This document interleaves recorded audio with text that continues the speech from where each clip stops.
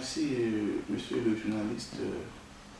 Comme vous l'avez dit, il est de coutume, à l'approche de Nouvel An, de souhaiter nos voeux à la population, de parler un peu de la République, et de formuler les voeux à la population du Bénin, notamment celle de notre ère politique, qui est la 21e circonscription électorale. Lorsque, à l'entame de nos propos, nous allons parler un peu, comme vous l'avez dit, de nos chers voeux politiques. Vous voyez, cette année 2021 s'achève en beauté. Nous remercions Dieu qui nous a permis de commencer cette nouvelle année il y a environ 12 mois et de l'achever aujourd'hui. Mais la beauté, c'est une grâce divine. On ne saurait vivre ce jour si ce n'est pas Dieu qui l'a voulu. Nous remercions notre Dieu. Cette année est marquée par quelques turbulences dans notre pays. Et nous demandons donc à Dieu de faire en sorte que l'année prochaine soit une année de paix pour nous tous.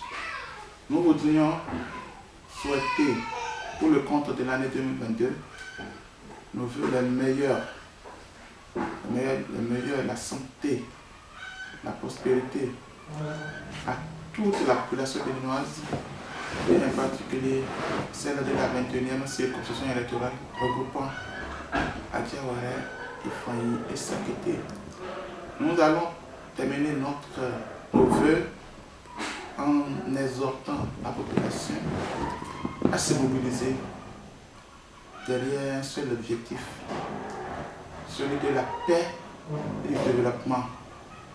La paix, ce sont des actes.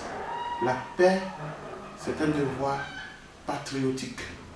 C'est à cela que nous invitons tout le peuple béninois à vivre en paix, à cultiver la paix et à travailler ensemble pour amorcer le développement tant attendu de notre pays. Lorsque vous écoutez le message du chef de l'État de la Nation qu'il a prononcé hier, vous voyez, il a parlé d'un nouvel état d'esprit. Cet état d'esprit, ce n'est rien d'autre que le changement de comportement que chaque Béninois devrait cultiver. Et ce n'est rien d'autre que des sacrifices. Nous devons consentir de façon collégiale des sacrifices pour enfin voir le Bénin dans un bon vivre.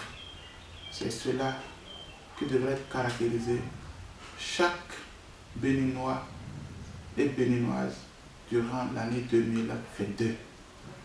Pour terminer nos propos, on va inviter nos jeunes frères et sœurs à fêter dans la paix, dans la tranquillité, dans la quiétude.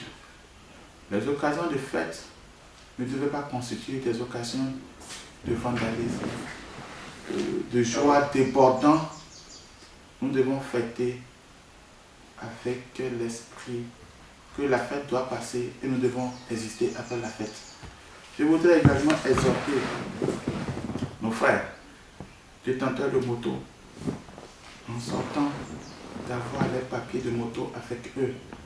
Parce que lors des fêtes, il y aura des contrôles, ce qui est normal. Les forces de l'ordre doivent se rassurer qu'il n'y ait pas de cas de vol, de cas de braquage. Je voudrais également leur demander de se protéger en sortant de leur maison en portant les casques de sécurité parce que c'est très important pour leur sécurité. Bonne fête à toutes et à tous. Merci.